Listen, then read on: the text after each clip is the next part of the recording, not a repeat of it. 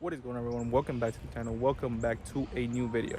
Today we have something a little bit different. We have a special project on the channel. This is actually the second time I've actually bought a BMW other than my personal car. First one I didn't record. I forgot to do all that kind of stuff. But this one I'm going to be recording the series of getting up and running again and getting all that done. So without further ado, let's get straight to the point. So this right here is the car. It is a 2015 BMW 335i F30, of course. So as you can see, it has some small damage right here in the front fender. Other than that, the car is pretty much in really good condition for what it is until we get to what's actually wrong with it. It's really dirty right now. I just gotta give it a quick little wash. Right now, I just swapped off the, if you're familiar with BMWs, the Mickey Mouse flange, because it was broken and it leaked all the coolant out. So I just did that right now. I just swapped that out, filled up the coolant, which I'm gonna need to put more in there because it's looking a little bit low already. But yeah, I'm gonna give you a quick little rundown of the car. Like I said, it's a 2015, so it's basically the last 335i that was ever made. Because after 2015, the 340 came out, which is 2016, of course. So it is pre-OCI. You guys can see it's also an M Sport package, original from factory. It's not like a conversion or something like that. It does have the M Sport wheels, as you guys can see. M Sport interior, which I'm gonna get to in a little bit. Basically everything that the M Sport cars came with. When we go to the interior, as you guys can see, it has the sport seats as well as the M Sport steering wheel and the M Sport door sills, front and rear. You guys can see, because the original non-M Sport comes with like some black door sills. The car's really dirty in and out. Need to give it a really good cleanup, interior and outside as well. Now you may be asking yourself, what does this car have? What is wrong with it? Why is this spark right here?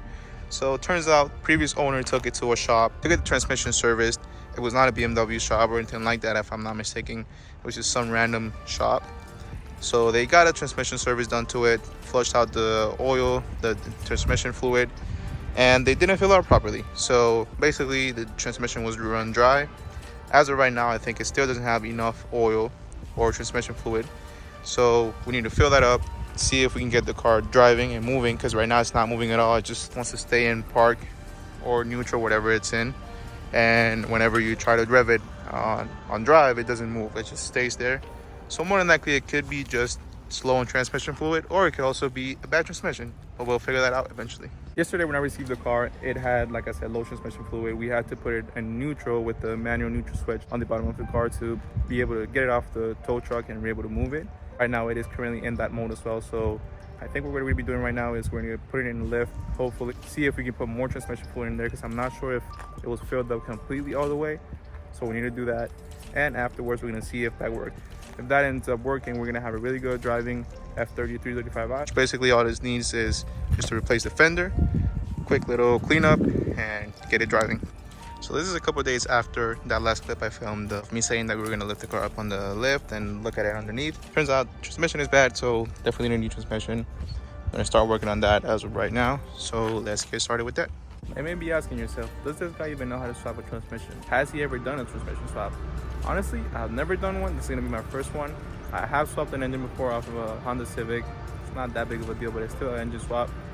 I feel like it's not going to be that much of a pain, but knowing BMWs and knowing how much of a pain they are to work on, it's probably going to be a little bit hard. But I feel like we are going to be able to get it done probably by tomorrow afternoon, if anything. But we're going to pull the car in right now onto the bay, lift it up. I'm going to do it on jack stands. I don't have a lift, so let's get straight into that.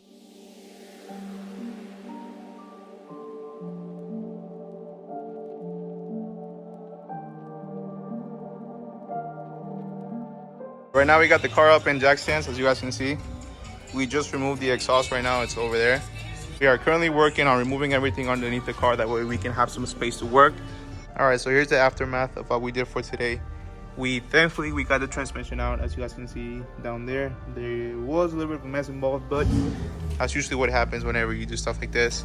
Now the plan for tomorrow is going to be to take the transmission out of there, of course, start preparing everything and hopefully have this done by tomorrow. It was really a pain to get the top bolts out. That was the hardest part, but after getting those bolts out, we managed to get everything out and everything came out smoothly, to be honest with you.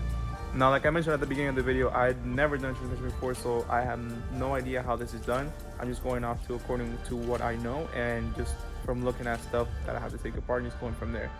But if you ask me how hard it is on a scale of 1 to 10, I would say it's about an 8. Definitely an 8, because It's not complicated whenever you have a lift. Whenever you're working on jack stands, it's definitely a lot harder. But like I said, this is the progress for today. We're gonna pick up tomorrow when we start putting the new transmission back in. Alrighty guys, so this is day 2 of working on the car. I now have the new transmission inside the car already. All I need to do at this point is basically just put transmission fluid in the transmission, of course, put the torque converter bolts in and tighten them good as well. And after that, we just need to program the transmission and test it out and see what happens. So stay tuned for that. Okay everyone, so right now we are currently flashing the new transmission. As you guys can see, the laptop is hooked up and he is connected to the car. He is doing his magic. The new transmission is officially in, fully bolted, and everything is tight, good to go. Just put some transmission, that's the coding going on, the programming. I just put some transmission fluid in there as well. I am gonna need to start the car and put more fluid in once I start it because of the fact that the torque converter is basically dry. So once he programs the transmission, I'm gonna go ahead and start the car and also fill the transmission more once that happens. All right guys, so I just got the okay from the coder to go ahead and turn on the car and test the transmission. So let's go ahead and do that right now. Now this is probably gonna be a little bit loud because I don't have the exhaust connected. So it's basically open downpipe right now. So it's gonna be a really loud coaster. All right, here goes nothing. Let's go for the first start. It's actually not that bad.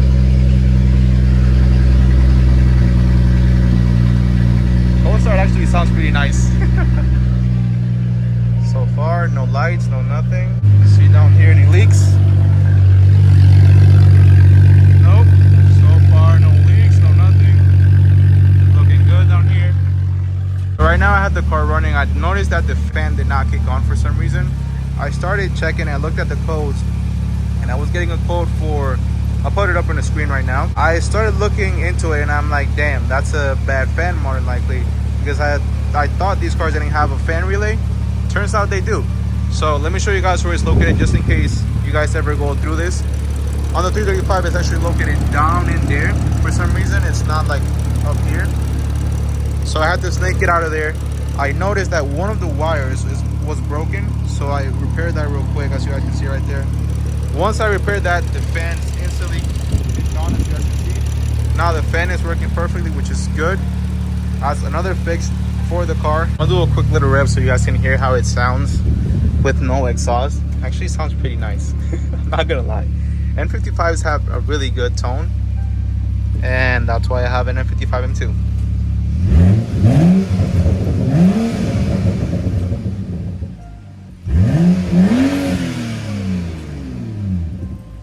It honestly doesn't even sound like it's straight piped at this point, honestly.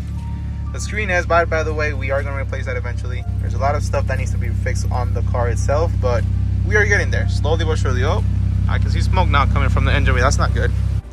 So this is a couple of days after. Now I am cleaning the car. I'm going to be doing some sort of like a polish, a little bit of a paint correction on it to make it shine a little bit more. That way when it comes to sell it, it's a little bit easier. I just got the car washed right now, as you guys can see. It's looking a little bit cleaner than what it was previously.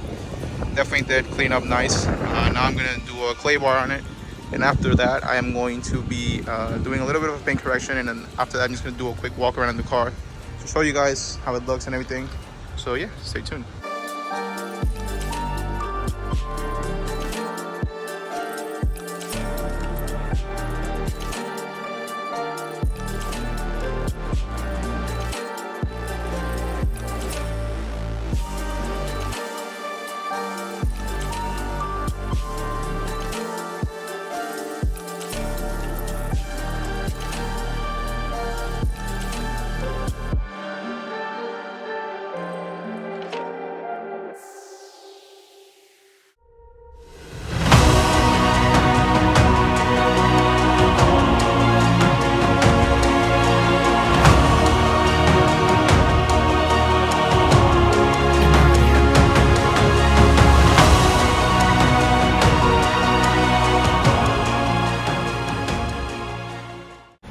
So as you can see, the car is officially done when it comes to exterior wise. I still have a couple more stuff to do, like for example, get that cap right there for the tow hook cover, swap out the fender. Other than that, that's pretty much it. I'm not really gonna do much to it. The car does have some hail damage, which I'm not going to be fixing, because when it comes to fixing hail damage, it can get really expensive, and I don't really have the budget for that. And at the end of the day, it's a 10-year-old car, so you can't really expect it to be perfect as well. But to say the least, the car did definitely make a huge difference with that little polish I gave it. I'm going to insert some pictures right now, the befores and afters, so you can see the difference that made. Yeah, to be honest, she is coming along pretty nicely, so you guys can see. Paint looks really, really nice. We still have some minor stuff to do, like I said, switch out the fender. We still have to do a quick little detail on the interior. We cleaned it up a little bit, but it's not as I would want it to be. It's still in progress, so that's going to be done probably next weekend, because this is really actually like a project car for me. I'm mostly doing it on the weekends whenever I can, and just whenever I have time as well, because I do work a full-time job, so it's a little bit complicated. That will be all for this video. If you guys enjoyed it, please make sure to leave a like down below. Also, comment what you thought of the video. If you guys want to see more content like this, me flipping cars, let me know in the comments as well. I'm definitely interested in making it. So like I said, just let me know in the comments, and we'll probably make that content if you guys enjoy it. Like I said, this is a project car that I am planning on flip in the future, probably in the next couple months, maybe 1 or 2 months. I just got to get it done, make it roadworthy, and also make it look as good as possible for the next owner of this car. But like I said, this will be the end of the video. If you guys enjoyed, please make sure to leave a like down below. Also, comment what you thought, and I will see you guys in the next video. Peace.